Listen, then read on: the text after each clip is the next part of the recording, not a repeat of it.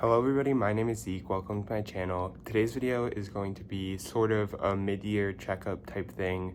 I want to do three things in this video. I want to talk about some of my favorite books I've read this year, some of my least favorite books I've read this year, and also some books I'm kind of looking forward to reading sometime in the rest of the year. I feel like this year so far has been a pretty good reading year.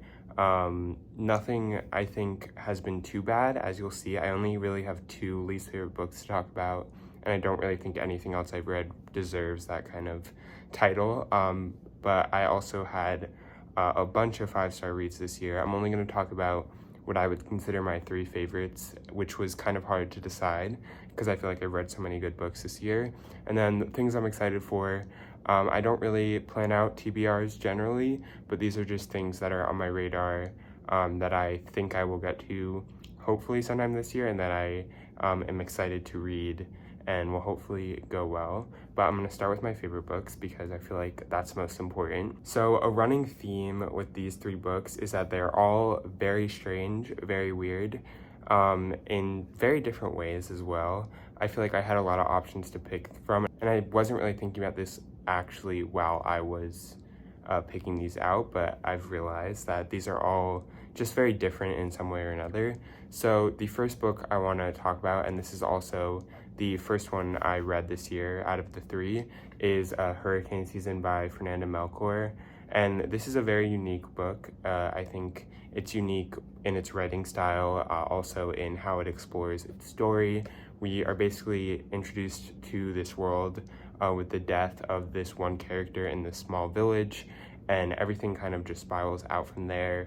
We switch between POVs very frequently.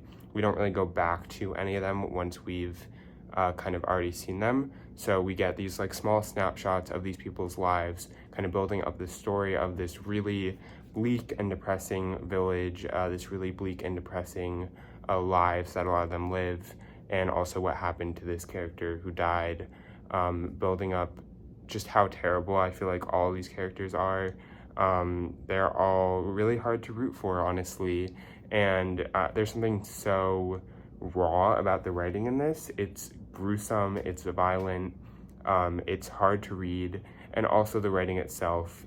She uses very long and almost run-on sentences for like the whole book, so it's really in-depth. You have to have a lot of focus to read these passages, and it's really just not necessarily a good time. It's brutal, as I said, and it's depressing, and I just think it's incredibly done, and it's so complex, and everything interweaves in such an interesting and unexpected way, and all the characters are so unique in their vileness, and I don't know, it really stuck out.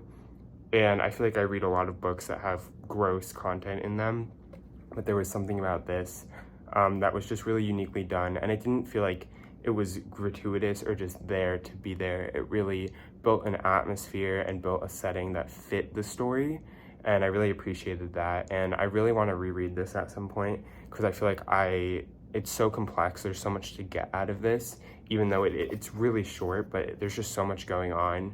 And I really feel like this deserves lots of praise and lots of attention, and it was just incredible, and I've never read anything like it in my life, and I will hopefully read it again at some point. So the next book I want to talk about is a lot older. This is Beloved by Toni Morrison.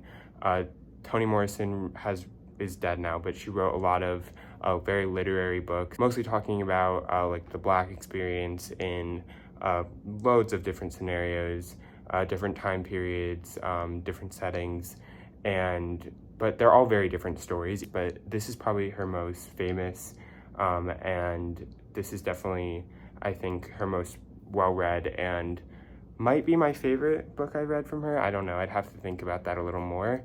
But this is also just a lot weirder than I expected.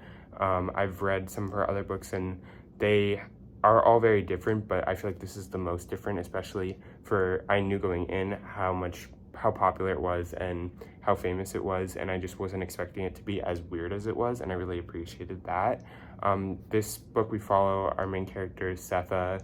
She escaped from slavery with her family in the past, and we're following her in this present time where basically lots of things have gone wrong with her family, also specifically with her children, and just really depressing and bleak. It's talking about the aftermath of slavery and also slavery while it was still going on. We get lots of flashbacks, lots of stories, and we basically follow her in this house. This house is like a living character in it of itself. It is haunted by a ghost of someone that you will have to read this book to find out. And this book is almost supernatural. There are like weird, strange elements that serve as metaphors for a lot of the terrible things Setha has gone through in her life. And this book kind of starts out with the return of this man from her past coming back into her life.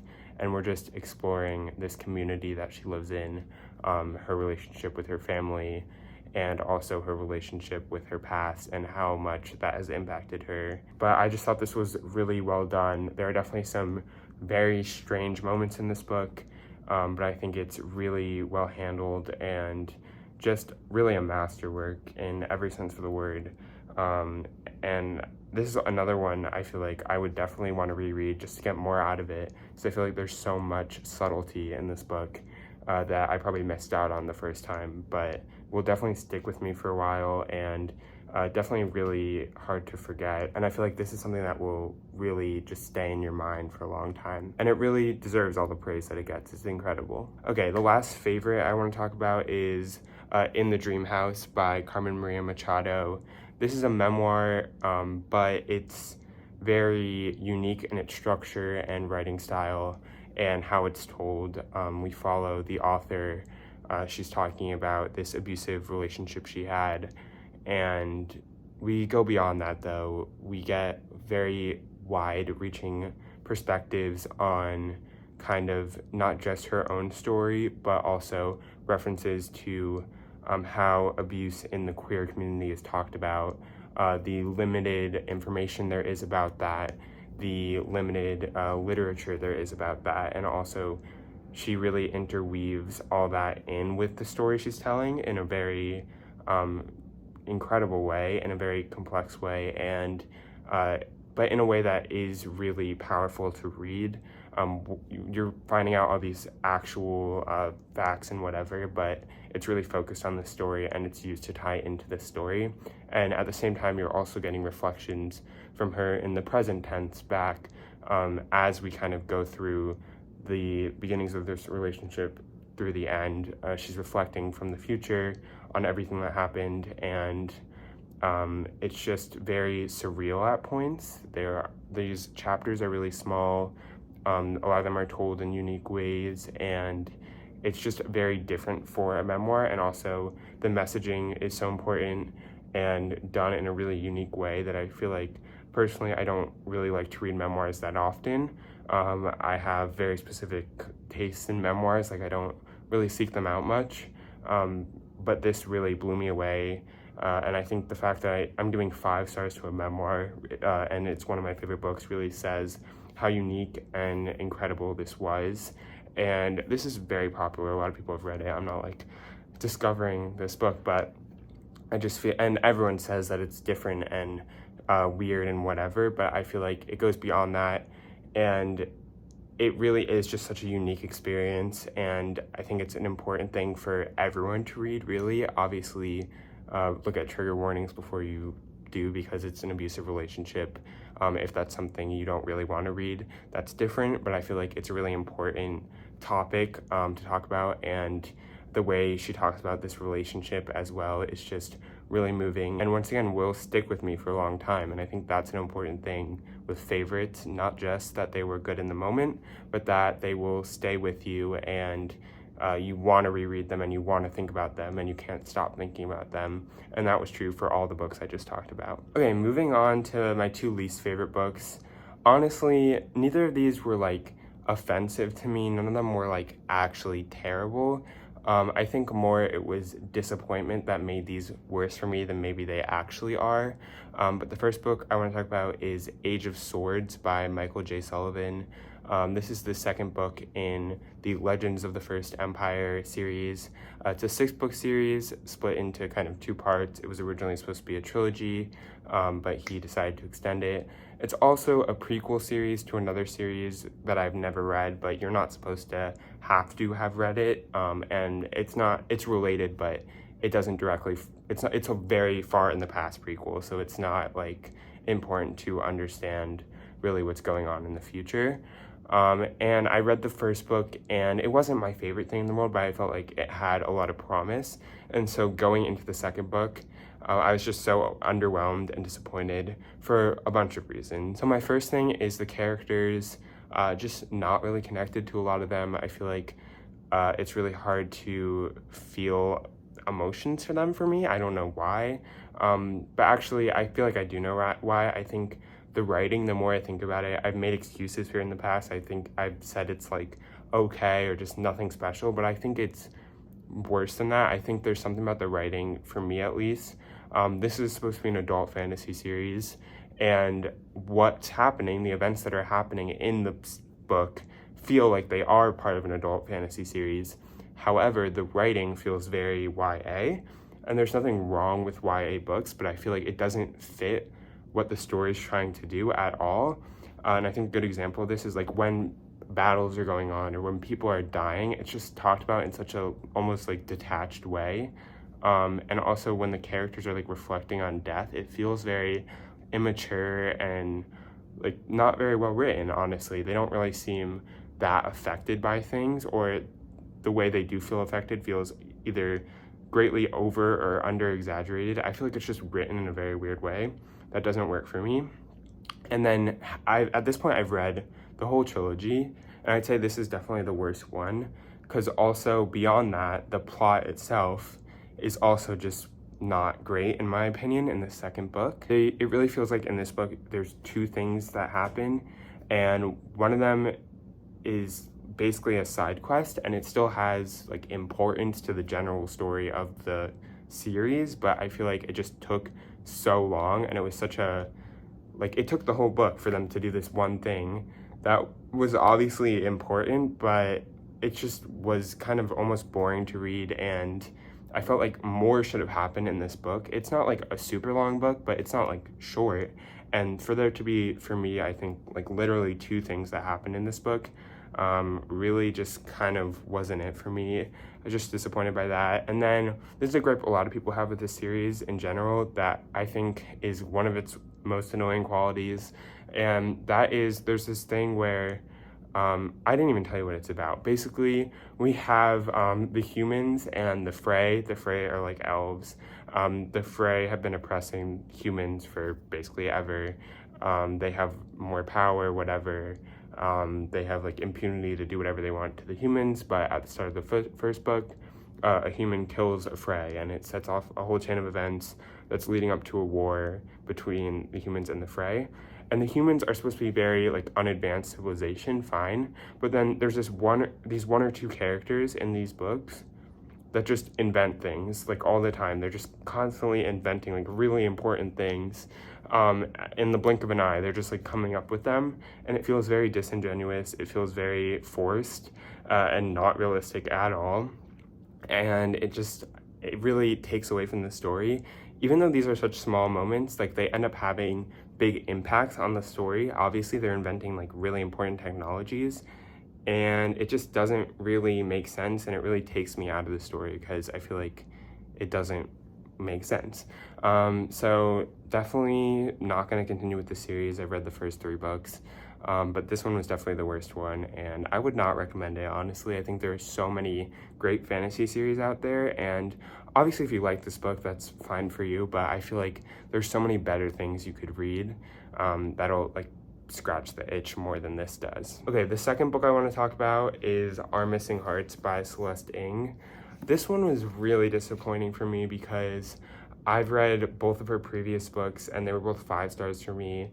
Just incredibly written families. She's really good at writing families, and I feel like her books are just usually really powerful and really focused. But where I think she went wrong with this is kind of this almost dystopian setting. I feel like she writes So what she writes so well is these real life scenarios, and this just kind of felt underwhelming because she tries to make this world where basically it's all about censorship. Kids are being taken away from their parents if they do things that the government doesn't like, stuff like that. And it's at its heart a relationship between this young boy and his mother, and that's really what this book is kind of following, and then them trying to reconnect in various ways. But it was just really underwhelming with how it handled its subtext and what it was talking about. It felt really in your face. And personally, I feel like if you're gonna have a message like this, messages like these are important and good, but I feel like you need to write about it in an interesting way in order for it to hold my attention. Like this, from like the second page, I understood what the book was about, what the message was about. There was no subtlety. There was nothing kind of engaging about it. It kind of just, you could kind of tell everything that was gonna happen.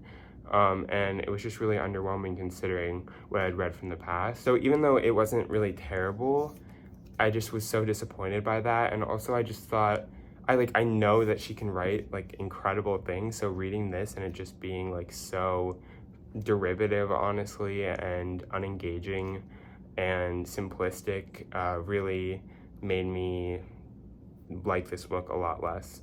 And so I give this 2 stars also, and just really disappointing.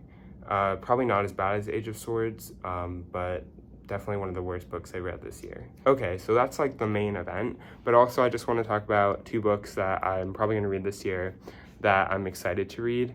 The first one we'll talk about is Lavono by Atessa Moshfegh. Atessa Moshfegh is a very controversial writer. Some people love her, some people hate her. I think I fall somewhere in between. I get all the criticisms. I agree with some of the criticisms, but I still enjoy a lot of her stuff, and I think it is very different, honestly, from a lot of other literary fiction or contemporary fiction.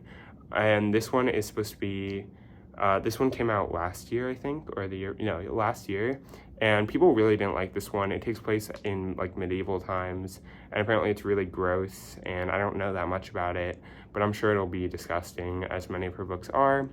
And I don't even know if I'll end up liking it, but it'll definitely be an experience to remember. So that's why I'm excited to read it. I didn't get it last year because it was a hardcover book. It takes a lot to convince me to buy a hardcover book because they're very expensive. But I do want to own it just because I own so many of her other books. So I was waiting for a paperback to come out. And then a paperback came out and I just never picked it up. So I think I'll end up getting it from the library at this point just because otherwise it's probably never going to happen. But just excited to see my opinions on that, even though I don't think it'll be a favorite in the least.